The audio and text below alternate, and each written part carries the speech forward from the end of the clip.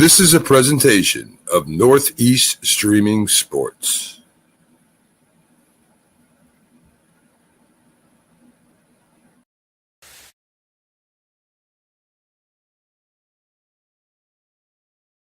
Introducing National Streaming Sports, live and on-demand sports talk programming that you can access 24/7. For the premier sports talk experience, tap into our Roku channel. Start your mornings with Mac and Jack covering all the weekend sports action.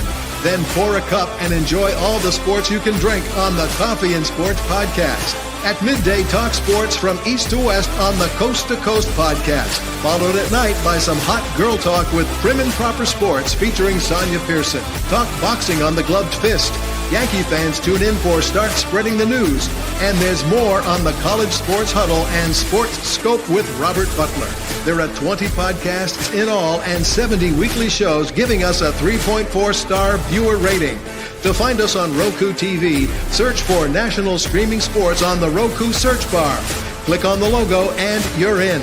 National Streaming Sports, live and on-demand sports talk for America.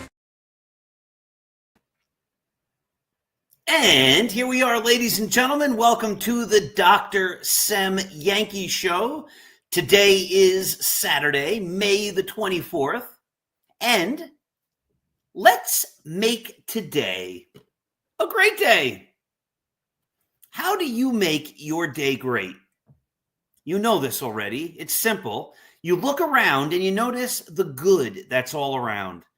When you notice the good, all the wonderful things in our lives, you can't help.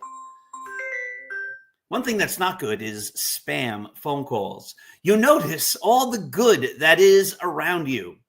And how can that not make your day great?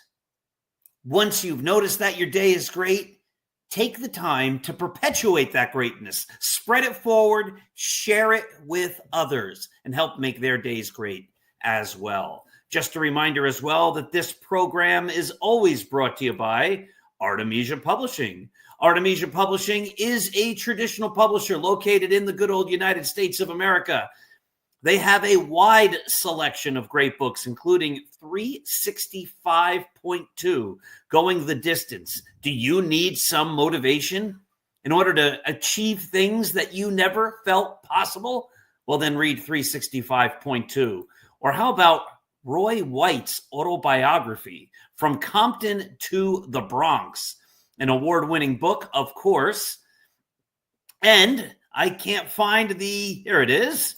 How about my wonderful novel, Scattering the Ashes? Another great book. If you want to read an inspirational novel, read that. And of course, we're going to talk a lot about this book today, my wonderful history of the Yankees, The Least Among Them. So my guest today is somebody very special, someone who I had the chance to meet through the internet and through his work as a voice-over artist. Today, you now also have the chance to meet the wonderful Ethan Levine. Ethan, how are you today? I'm doing great, Paul. Thank you so much for having me on. And I have to say two things. First, I hope you did not just miss a phone call from the Yankees calling you up finally. I would feel very badly if I was causing you to miss that. The other thing I should mention is I am rocking today my vintage 1990s Paul O'Neill batting practice uni, handed down to me by my mother, who I'm sure will probably come up in this conversation as well in just a few minutes. That is awesome. Now, let's start right there. I sent you a little script. I never get to everything in the script. We only have a half an hour, and by the time we go through the opening little movie things and all that kind of stuff, and then we get to the bottom of the hour, it goes so fast. So you became a Yankee fan primarily because of your mother, yes? Yep. So she grew up with the Mickey Mantle teams in the dynasty years in the 50s and the early 60s, and stuck with the team through the lean years prior to George Steinbrenner buying the team, and of course through the 90s before I was, really became a fan. And I really started paying attention to the team probably around the 1999 season. And so you can imagine that was quite a time to be just coming into my own Yankees fandom. I have a distinct memory of watching the Yankees lose Game 7 of the 2001 World Series and being absolutely beside myself and running to my room crying because in my head, the Yankees just won every year. Like that was just as much a reality as, having breakfast and, putting on, getting dressed in the morning. So I then had to learn, what a number of, first round exits looked like. And I kind of settled into just regular good old sports fandom. But yeah, so I became a Yankees fan through those years. And my mother also it was hard to get away from baseball during my childhood because my mother, before I was born, was a varsity softball coach, and she also co-owned a sports memorabilia store over in Nyack. And so she spent a lot of her years going to signing shows, meeting players, getting bats signed, balls signed, jerseys signed. So we had I won't give out my parents' address at this moment, but like we had a lot of that kind of stuff lying around the house. And so while some kids may have grown up with I don't know, posters of their favorite like boy band or something, not hate on boy bands, love boy bands, in their bedrooms growing up. I was growing up with like, a Mickey Mantle or a George Brett signed this or that hanging on my wall. So that was also, it was very hard to get away from and was kind of the rich culture of baseball and the history and the players were instilled in me from a very young age. That is awesome. What's kind of funny is different generations. So I became a Yankee fan in 1977. They won the World Series, obviously. Reggie cinched my fandom. I've told that story many times. Then 1978, they win the World Series. And then they did in 1979. They didn't even make it. That was the year Thurman Munson died, of course. 1980, they lose in the playoffs. 81, they go back to the World Series. I remember them losing I think they went up 2-0. So it would have been game 6 of the World Series in 1981. And it must have been an afternoon game. I should look this all up and just double check all my facts. But I remember the Yankees losing and then my mom telling me after the game almost immediately, as I'm in my room being upset, saying I had to go to youth group. And I'm like, well, there can't be youth group. The Yankees just lost. The world has ended. Yep. Had to shut down. But no, I went, I guess. I wasn't happy about it, I'm sure. So it said spam, that phone call. So unless Brian Cashman hides his phone calls with promises of solar panels or healthcare, I have a sense that phone call was not Brian Cashman. But thank you for offering that because that is my dream, as you well know. So Ethan, tell us a little about your background and your work as a recording artist and all that kind of good stuff. Sure. So I guess I'll kind of I'll jump through the first 18 years of my life here, but I'm from Hartsdale, New York, which is in Westchester County. It's kind of right next door to Scarsdale or Ardsley, if people know those areas who are familiar with the New York area. And so I wound up going to Northwestern University in Evanston, Illinois for college, where before I went to college, I had found my next love, aside from baseball, which was acting. I had been cast as Peter Pan in a second grade production by my teacher, who just, I guess, saw that I had that thing, and so that was pretty much the start of that big joy and being in love with, Broadway and performing. And so I found I had these kind of two really interesting, joys that I've always been trying to kind of connect in my life of sports and performance. And so I went to Northwestern University pursuing a theater degree, specifically in acting, because I wanted to be a film actor.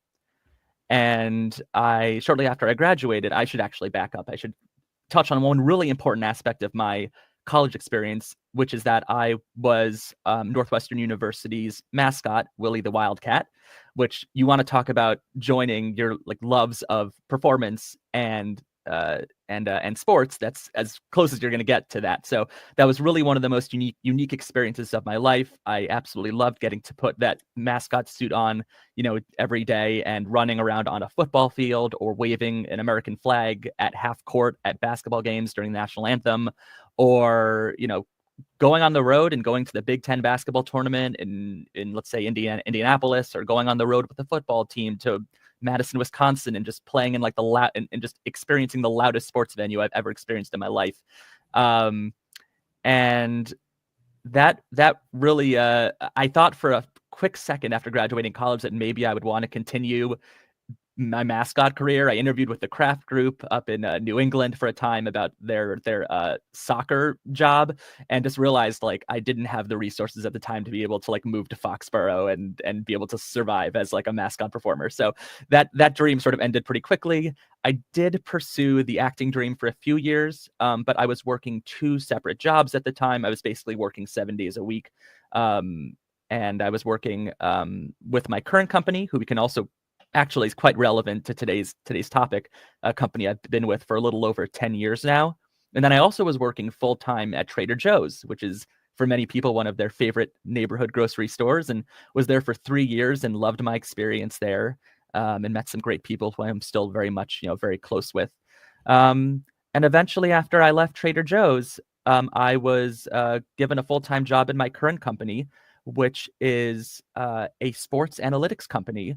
And if any of the listeners are in the basketball or baseball realm, their ears might perk up when I say the name. My company is called Synergy Sports, and we are a subsidiary of a public company called Sport Radar, which is like a sports betting and data company. And my company and the side of the business that I work on is responsible for providing teams, our clients, with data analytics that help them scout and draft players. So when I would first start to, when I was early on in my time at this company, and I would introduce people, I would explain to people what I do, I would give this big long explanation, and then everyone would always say, "Oh, like Moneyball?" And I would say, yeah, exactly like Moneyball. That's it. And so now I just lead with, have you ever heard of Moneyball? And they're like, yeah. And I'm like, that's what we do. That's exactly what we do. Amazing. And so I work on the baseball, basketball, and softball side. Our clients consist of, every Major League Baseball team, every NBA team, every Division I college program, and lots of programs at lower levels in JUCO, D2, D3. And we have a team, international team of analysts who will break down every possession or every pitch of every game and describe what goes on in every play, down to like not just the statistics, but also the player behavior. And this all gets filtered into an app, which then a client can go in and just as an example, if a team was coming in to play the Yankees and they wanted to see how Aaron Judge performed on 1 and 2 counts in the 7th inning or later against left-handed pitchers on like add in any other detail you want to add in, they could apply all those search filters, and it would spit out for them all of the data, all of his performance data associated with those search filters, as well as all of the video in playlist form. And so we are a huge resource for teams, especially on the major league level, as they're scouting amateur players, so college and high school. So when a team's preparing for the draft, especially, which we have coming up in July, for example, we're basically, aside from the scouts that the teams use, we're basically the biggest offsite tool that they use for those purposes. Amazing. Yep. Amazing. All right. So I'm going to make you an offer. This is all pretend, of course, and assuming the money is the same. So I don't want you to make the choice based upon how much you might earn in any of these positions. Sure. But you found a magic genie lamp and you rubbed the side of it and the magic genie came out. And he said, I'm going to give you one of 5 choices, which you can now do. But that's the only one of the 5 you can do. You can either be Mr. Met or the Philly Fanatic or whatever. But we're in New York, so you could be Mr. Met. Wait, so we're saying that Dandy is off the table from the 1980s? Yes, yeah, Okay. Yes. You wouldn't have picked that one, Yankee Dandy. Oh my goodness, terrible Yankee mascot, relegated to the upper deck forever. Yep. So you could be Mr. Met. Okay. You could perform on Broadway, in a revival of West Side Story. You could have the lead in the newest baseball movie in Hollywood, which happens to be co-starring alongside you, Kevin Costner. You could be the second baseman on the Yankees, and we know they need a second baseman. And of course, the implication here is that you would perform excellently in any of these. So it's really, or because of your current job, you could be the GM of the Yankees. So those are your 5 choices. Which would you take? Or 6, I guess 5. Those would be your 5 choices. Which would you take? Well, I know the GM is automatically out because I'm not trying to get lambasted daily on New York Sports Talk Radio. My initial instinct is to go with the Kevin Costner film. Still, like deep down, that's the thing I would probably love to do most. I'm not a great flyer, and so as much as I would love to play for the Yankees, I feel like all the air travel would be a little rough on me. That it definitely comes into a close second, and was obviously one of my first dreams in life. Although I do have to say my very first dream in life was to be Mickey Mouse performer at Disney World. So you can see where this all, like, my whole life kind of followed a very specific path. So that's why Mr. Met also, or the Philly Fanatic, is also very tempting, but I think I'd have to go with still doing a movie. That's awesome. You know what? I've always wanted to be Mickey Mouse as well. I'll tell you a fun story. I was a principal, as you know, and in an elementary school, and I had a child in my office. I didn't often have kids in my office for misbehaving, but he must have done something. It wasn't terrible, whatever it was, because it's elementary school. But he was sitting there, and I had a candidate come for a teaching aide position. And so she came in, and it was fine. The kid couldn't be in class, and there was nowhere else for him to go. So he was polite. He was just sitting there quietly. And this candidate had a job at Disney World, doing exactly what you and I both wanted to do. And so I said, here, but we had to be careful because there was a kid in the room. I said, like, you have experience at Disney World. Tell me about Mickey Mouse. And she said, Mickey and I, we were real close. Yeah, we're best friends. We, we knew each other intimately.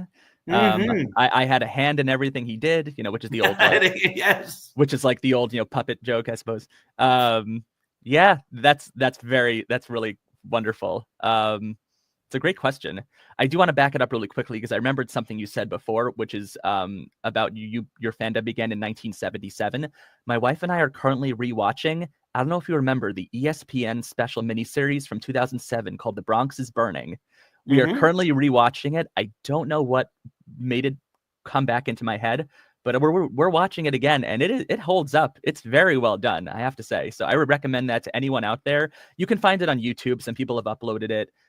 It is a great watch and will really take you inside Paul's. It'll probably explain to you a lot of why Paul is the way he is today, by the goings on behind the scenes with the Yankees and ownership in those days. Absolutely. So when I was a kid, I've told this story many times because, as you know, I wrote Roy White's book, and Roy White wasn't any part of that. But when I was a kid growing up, and to take a step forward, I think one of the reasons the Yankees were able to get beyond all that Bronx Zoo crazy nonsense was because of Roy White and players who emulated his classy approach. Yep. So while Reggie and Thurman and George Steinbrenner and Greg Nettles and Billy Martin were getting all the headlines, Roy White, Chris Chambliss, Willie Randolph, Ron Guidry, and maybe a few others, but those were the most notable, were keeping things calm and steady and not letting things get out of hand. And I really feel like their quiet dignity, again, I think influenced by Roy White, who was the senior member of that group, their quiet dignity gave the Yankees the calmness that allowed them to win. But when I was growing up, I thought that's how major leaguers behaved. Every day I'm looking in the paper and my hearing on TV, like Reggie and Munson had a fight, and Munson's not talking to Reggie, and this one's not talking to that one, and Reggie and Billy are trying to fight in the dugout. And I remember my parents, who encouraged me to read a lot, good for them. They were both teachers as well. They got me a baseball magazine. They used to put out tons of baseball magazines back then. You go to any newsstand, there'd be 3 different companies who have Baseball Monthly or Baseball whatever. And I was up at my uncle's house with them, visiting up in Newport, Rhode Island, reading about the Yankees. And I kept coming across this word that I'd never seen in print. It was spelled D-A-M-N, Demon. And I finally approached my mom or my dad, and I said, what is that word? And they said, oh, you should, I was like 10, you should not use that word. I said, well, what is it? It's a word is pronounced damn. It's a silent N, but you will not use that word. But it was Munson is a damn this, and Jackson, I guess that was their way of trying to indicate that there was profanities, and that was the least offensive profanity they could put in a national publication or something. But yeah, I thought that's how baseball players behaved. I thought you had to fight with your teammates all the time. And you spent a lifetime avoiding discussing beaver habitat construction. as a result because you were so scared away, I suppose. Correct. I'm like, well, how do you? That's not how you spell damn. No, this is the bad damn, Paul, and you better never use it, or we'll wash your mouth out with soap. So maybe I left an impact because I don't really curse. So I guess it worked. Ethan, this is what happens. We run it goes so quickly. So you were the voice talent for my book, The Least Among Them. That's how you and I came into contact. You reached out to me, and then I put you in contact with the publisher. And I just want to say you did such a phenomenal job narrating my book. I'd never, ever had heard somebody read something I wrote. And it was strange, especially at the start, to have my book in my hand and read along as I hear you reading what I wrote. And sometimes I cringed, not because of you, because of me, because you read it so well. It's so good. Everybody who should get a copy of The Least Among Them, the audiobook narrated by Ethan.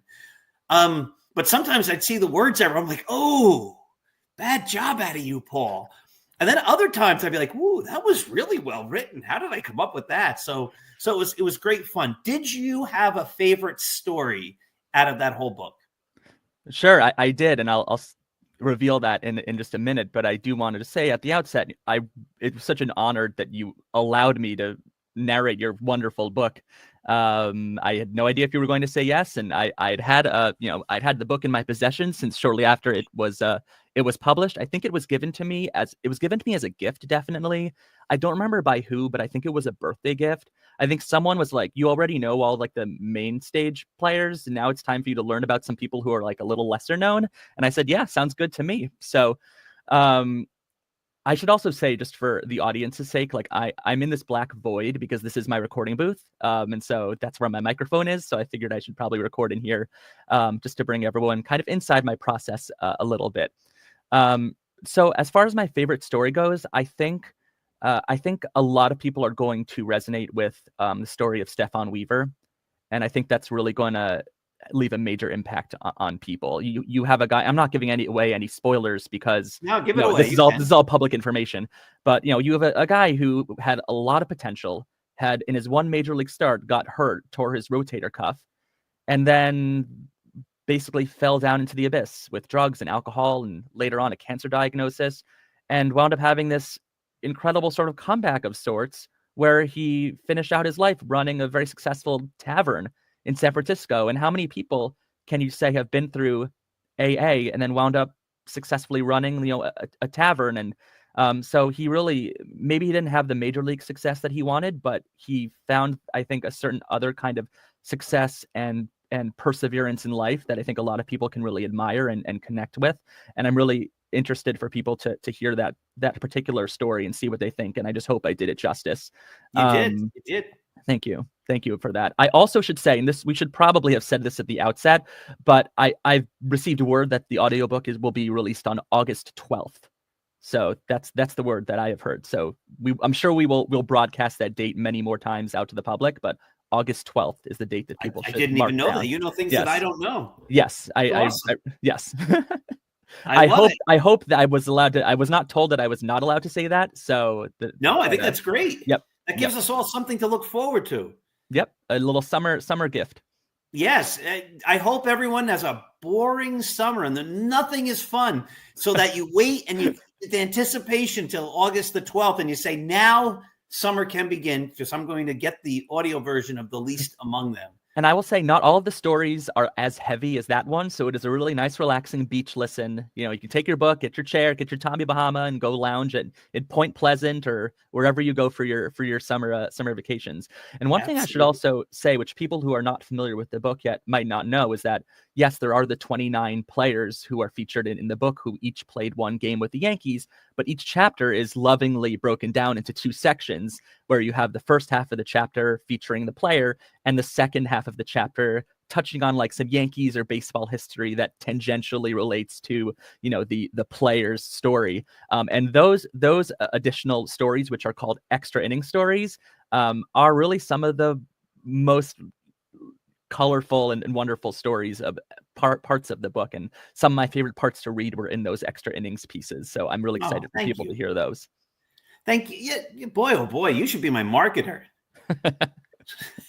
That's just great. You can have that as a sixth option for dream career. Yeah.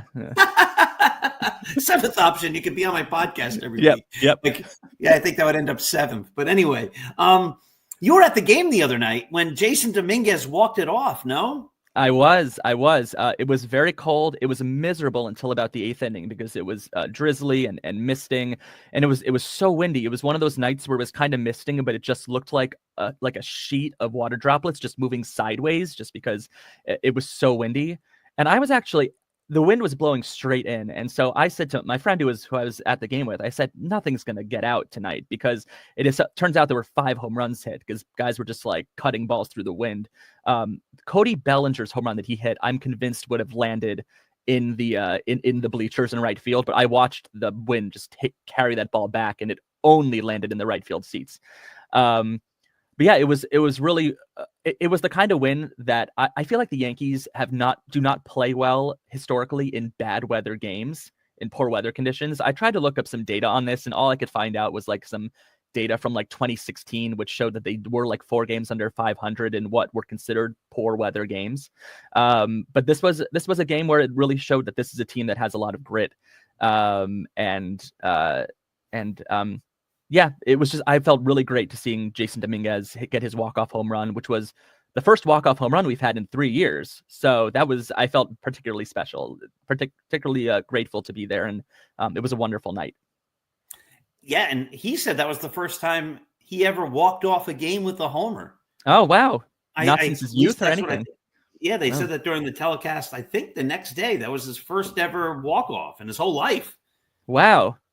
That's impressive. Yeah. So, cool stuff.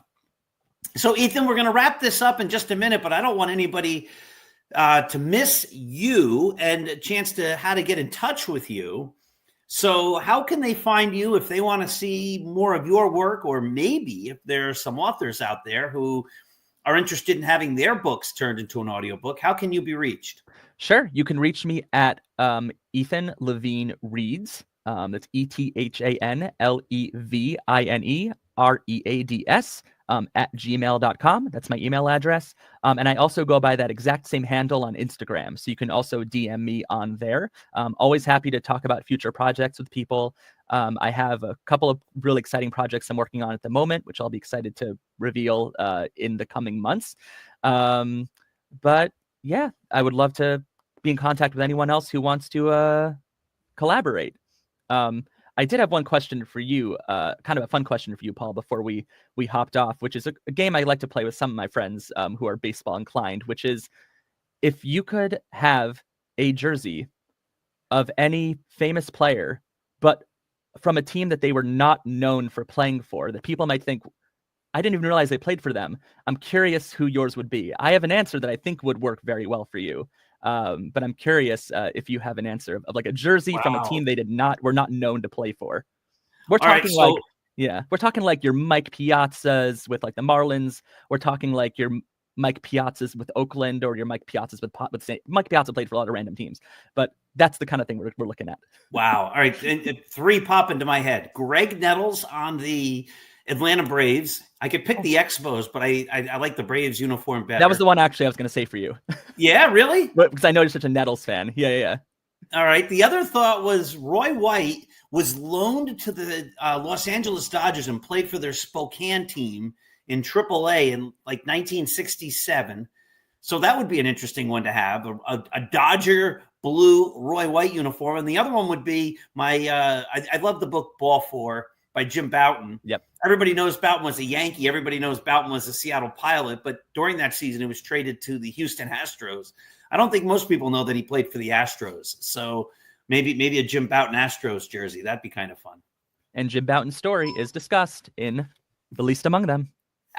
You're the best. And I will just say my answer is I would love to rock a number 12 Pudge Rodriguez Yankees jersey. Oh, yeah, because he was a Yankee for about 10 minutes. Because he was one number away from A-Rod. And I would love to wear that jersey around Yankee Stadium saying Rodriguez on the back and just see all the looks I would get. People being like, wasn't A-Rod number 13? And I would say, yes. And they'd be like, that jersey says number 12. And I'd say, yes. That's awesome. Ethan, I love your sense of humor. Stick around. I'm just going to wrap this up. There's that same commercial that started off, the Roku one's going to come on, and then we'll be done, but I can still talk to you off the air, if you will. Sounds great. So everybody, thank you for watching. Ethan, this has been a pleasure. This was great. Have yourselves a wonderful day. Look to the good. Give love. And when we do, it comes back to us in greater amounts than we ever gave. This has been the Dr. Sem Show. Have a wonderful day. Introducing National Streaming Sports, live and on-demand sports talk programming that you can access 24/7. For the premier sports talk experience, tap into our Roku channel. Start your mornings with Mac and Jack covering all the weekend sports action. Then pour a cup and enjoy all the sports you can drink on the Coffee and Sports podcast. At midday, talk sports from east to west on the Coast to Coast podcast. Followed at night by some hot girl talk with Prim and Proper Sports featuring Sonia Pearson. Talk boxing on the Gloved Fist. Yankee fans tune in for Start Spreading the News. And there's more on the College Sports Huddle and Sports Scope with Robert Butler. There are 20 podcasts in all and 70 weekly shows giving us a 3.4-star viewer rating. To find us on Roku TV, search for National Streaming Sports on the Roku search bar. Click on the logo and you're in. National Streaming Sports, live and on-demand sports talk for America.